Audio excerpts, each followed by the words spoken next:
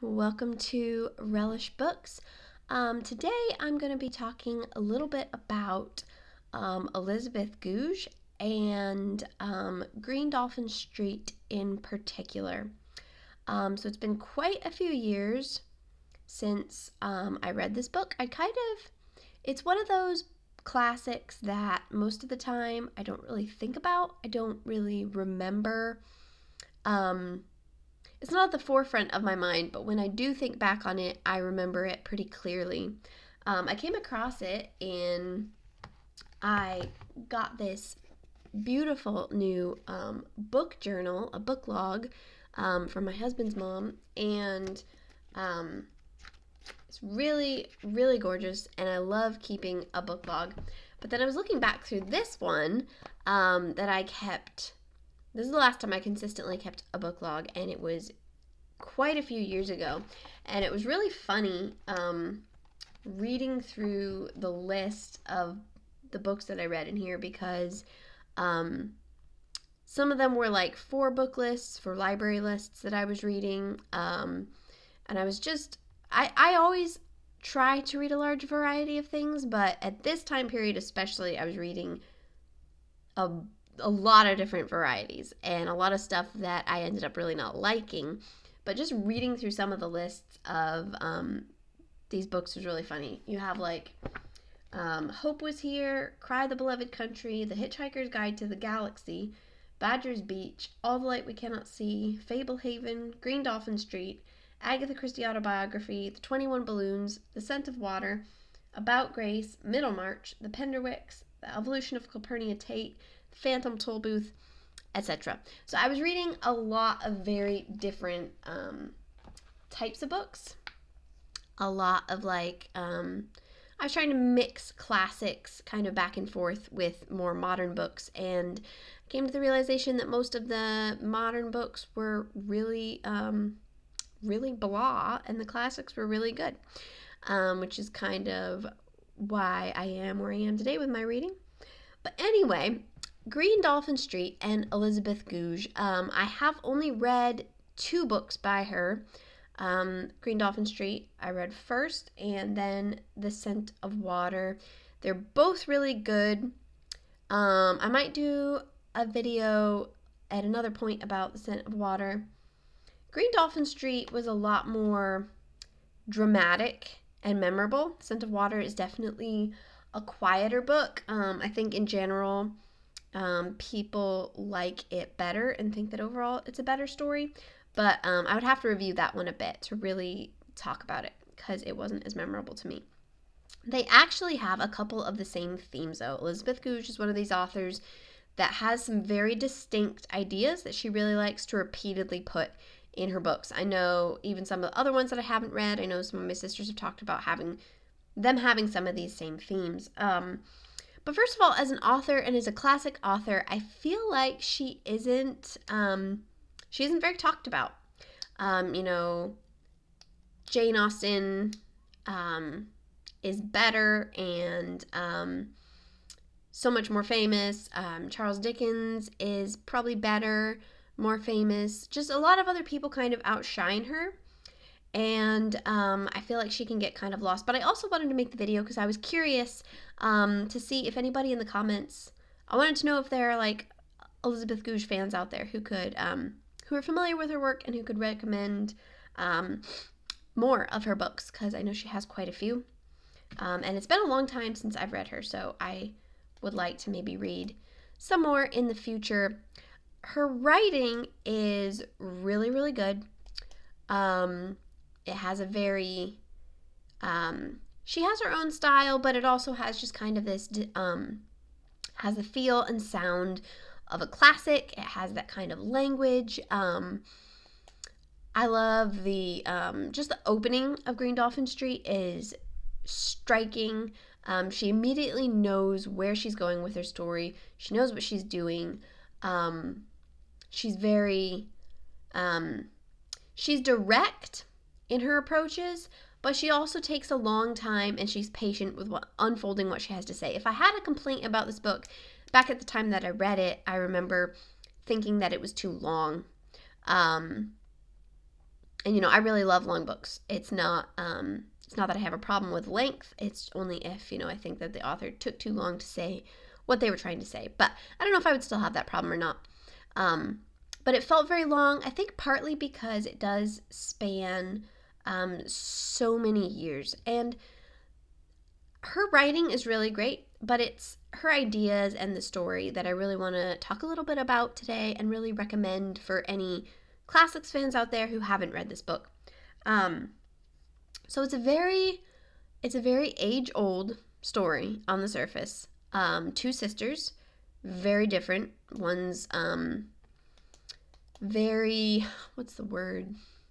she's very sharp and kind of mean and very controlling and domineering and selfish, the older sister. And then the younger one is sweet and selfless and loving. And they both fall in love with the same man. But what's unique about this story, it's all fictional, but Elizabeth Goudge, there's a little note at the beginning, she based this story from a real story that she heard of a man who immigrated to a different country, and he wrote home to send for the girl that he loved to come and join him in the new world. And he mixed up the names of two sisters, and he asked for the wrong one, and she came. And instead of sending her back, he understood how humiliating that would be for her. And instead of saying anything about it, he married her, and he made the marriage work. So this is the true story that she based her story on, about a man who, by mixing up the names, ended up with the wrong girl. So the man in this story loved the younger sister, and when he emigrated to New Zealand, he wrote intending to ask her to come and marry him, but he swapped their names and asked for the older sister, who is also in love with him. And so it's like this triumphant, huge moment for her. And their names are similar. It's Marianne and Marguerite, I believe. And in his moment, I know it sounds unbelievable, but it is based on a true story, this part of it. So he mixed their names, and Marguerite is obviously very disappointed, but Marianne is triumphant. She goes to him, and he realizes his mistake, and he realizes that she's in love with him, and he realizes that it would, with her pride and her personality, that it would completely crush her and kind of destroy her as a person if he sends her back. And so instead, he doesn't say anything about it, and he marries her, and he is faithful to her and makes the marriage work, even though she was not originally the woman that he was in love with. And they have a lot of unhappiness and difficulty, but ultimately he, through choice and through endeavor, he learns to love her. It's such an interesting idea. Elizabeth Goudge has this odd kind of theory that I really disagree with, about there being one person in the world that you're supposed to be with. That somewhere in the world there's one person whose soul, it's soulmates basically, whose soul is exactly suited to yours and that you should be with, and that in another lifetime maybe, or a previous lifetime maybe, you will be or were with this person. So she has this idea that there are soulmates, but if you mess it up, and if you marry somebody, you must stay with them and choose to love them. And this is so interesting because while I disagree with the idea of soulmates, the way that she deals with it in her stories, these people who are not suitable for each other, but who make it work and choose to love each other anyway and be faithful, is really, really neat. Green Dolphin Street, something that strikes me about it is how realistic it feels and how different from other books, in that so many books, I've talked about this before, so many books lead up to the point of marriage because they're all about romance. They lead up to the point of marriage, and then it's kind of a happily ever after, and you don't see any of the struggles. Or there's an unhappy marriage where all you see are the struggles. She does an amazing job of showing a difficult, very hard relationship, but that is ultimately good. Which is something that I think you don't see a lot in fiction. And it's just really neat. And kind of going from the wild passion of young romance to the steady love of like old age that she does, and kind of breaking away, kind of tearing down the mask of romance just in its young, passionate stages. Like the way that she writes about the characters when they're all older, and the way that she writes about the young, handsome hero being like an old bald guy. And it just feels so, it faces reality in a way that's really neat, but it faces reality and tells you that it's still beautiful and there are still good things and better things in these later stages of life. So I think it's a really unique story.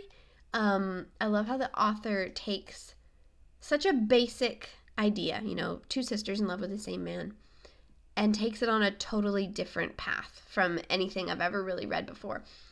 It doesn't feel right, it feels so wrong that he should be with, that he would get with, the girl that he doesn't love. And I'm not saying he should have done that.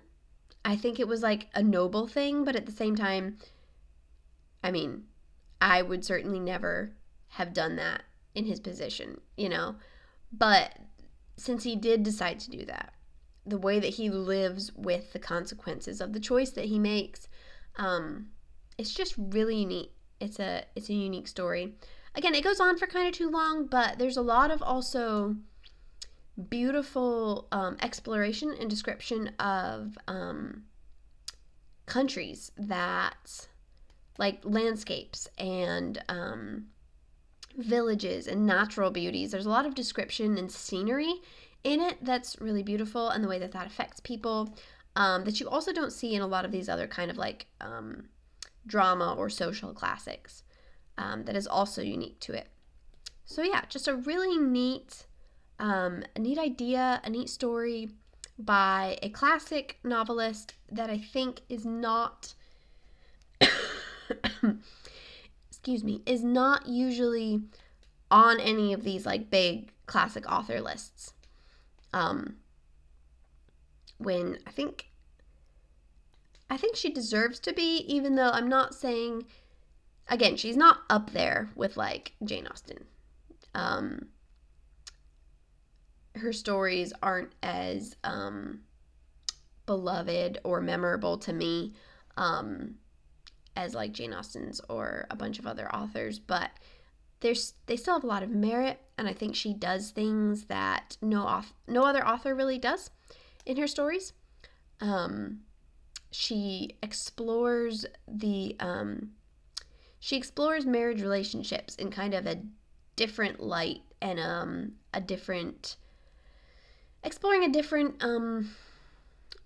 path, I guess, than I've seen in most books. Because usually, like I said, there's either a happy marriage or an unhappy marriage, or a happy marriage that has to overcome some difficulties to get happy again. We read about like people who are in love who, have struggles, and, the happy couple, has arguments, and then there's the reconciliation. But to deal with these marriages that she does in multiple of her books that are unhappy in the beginning, they are unhappy marriages that these people are sticking with and working through.